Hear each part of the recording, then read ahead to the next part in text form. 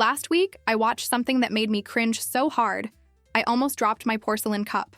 A woman at an upscale restaurant was desperately trying to explain to her friend why she had to leave early, why she could not stay for dessert. Why? She simply had to go. But she was not just explaining, she was practically begging for permission to exist according to her own schedule. Her friend? Rolling her eyes, making dramatic sighs, treating this woman like a servant who had just asked for a day off. And you know what was the most painful part? The woman stayed. She canceled her own plans, missed whatever it was she needed to do, all because she had never learned the art of setting boundaries with elegance. If you have ever found yourself in that position, if you have ever felt like a doormat dressed in designer clothes, if you have ever wondered how some women manage to command respect without ever raising their voice, then you need to understand this fundamental truth. Boundaries are not walls, they are gates, and a woman of class knows exactly how to operate them. Before we dive deeper, if you want to learn how to carry yourself like a woman of true elegance, hit that subscribe button and turn on the notifications. And if you are planning to travel and want to be that sophisticated woman who knows exactly how to navigate any cultural situation with grace, check out the ebook I am an affiliate for. Be Elegant While Traveling. Global Etiquette for the Sophisticated Traveler, in the first pinned comment. It is the perfect guide for women who understand that true class travels everywhere. The mythology of the people pleaser. Here is something that will shock you. The idea that nice women must say yes to everything is not politeness, it is conditioning. Elegant women do not let their friends treat them poorly. They also do not engage with low vibrational individuals or attend low vibrational activities. The women who fascinate us, who command respect, who seem to glide through life with an invisible force field of dignity, they understand something that people pleasers never learned. Saying no is not an act of rebellion, it is an act of self-respect. I used to think that being agreeable was the same as being elegant. When I was younger, and admittedly not as wise as I am now, I thought that a lady never disappointed anyone. I would say yes to invitations I did not want, lend money I could, not afford to lose, and spend time with people who drained my energy like emotional vampires. I thought I was being gracious. In reality, I was being weak. And weakness, my darling, is never elegant. The anatomy of an elegant boundary setting. Boundaries elegantly is not about being harsh or cold. Those are consideration, respect, and honesty. These principles are the three qualities that stand behind all the manners we have. When you set a boundary, you are not punishing someone, you are teaching them how to treat you. And here is the beautiful irony. The more elegantly you set boundaries, the more people respect you for it. Let me tell you about a woman I know, a true example of elegance in action. She was invited to a dinner party on the same night she had already committed to an important work presentation. Instead of making excuses or lying about why she could not attend, she simply said, "I would love to celebrate with you, but I have a prior commitment that evening. Perhaps we could arrange a private lunch next week where I can give you my full attention." Notice what she did? She acknowledged the invitation, explained her position without over-explaining, and offered an alternative. Elegant, firm, final. The language of elegant refusal setting. Healthy personal boundaries is also a sign of a classy lady who knows her values and her worth. The way you say no is just as important as the fact that you are saying it. Elegant women have mastered the art of the graceful decline. They never make excuses that can be argued with, and they never apologize for having standards. Here are some phrases that will revolutionize how you set boundaries. I have made other arrangements. That does not work for me. I am not available. I do not discuss personal matters. I need to prioritize differently. Notice how none of these phrases require explanation or justification. They are statements, not negotiations.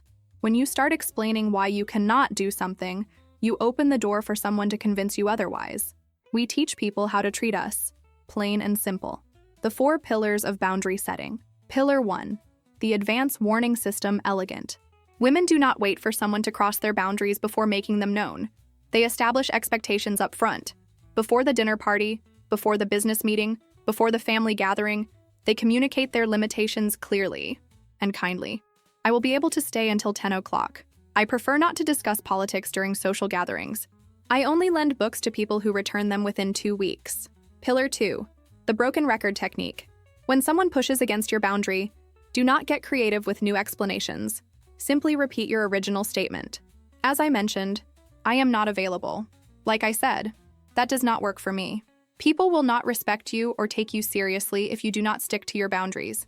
Consistency is elegant. Wavering is not. Pillar 3, the graceful exit strategy. Every elegant woman knows when to leave a conversation, a situation, or even a relationship. Display elegance and good speaking manners by staying out of conversations when they begin to veer towards negative gossip. Better yet, refrain from entertaining such conversations altogether. If the situation calls for doing so, excuse yourself and walk away.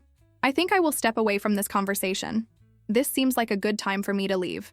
I will let you handle this situation. Pillar 4, the consequence implementation. This is where many women fail. They set the boundary, but then do not enforce it. If someone continues to call you after you have asked them not to, stop answering. If someone consistently shows up late to your meetings, stop scheduling them. If someone treats you disrespectfully, stop giving them access to your time and energy. The social situations that test your elegance. Let me share some real-world scenarios where elegant boundary setting becomes crucial. The chronic borrower. You know her. She always needs to borrow something but never returns it. Instead of becoming a lending library with legs, simply say, I have made it a policy not to lend personal items.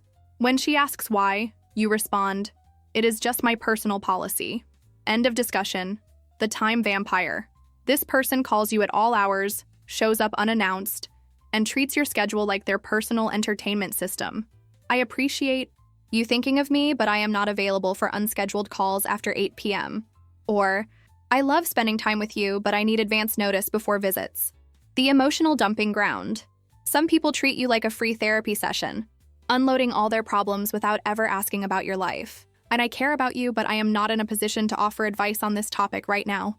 Or, this sounds like something you might want to discuss with a professional. The mistakes that destroy elegance. Confidently delivering your message is sometimes just as important as the message itself. If you sound certain and assured, you will come across as more charismatic and well-spoken. But there are common mistakes that can make your boundary-setting efforts backfire spectacularly. First, never apologize for having boundaries. I am sorry, but I cannot immediately undermines your position. You are not sorry for having standards. Replace "I'm sorry" with "unfortunately" if you need a softening word. Second, never over-explain your reasoning. The moment you start justifying your decision, you turn your boundary into a debate. Your time, your energy, and your peace of mind do not require anyone else's approval. Third, never make it about the other person.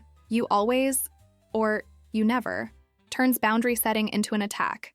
Keep it about what you will and will not do, not about their behavior. The beautiful side effect of elegant boundaries. Here is what happens when you start setting boundaries with grace and consistency. People begin to treat you differently.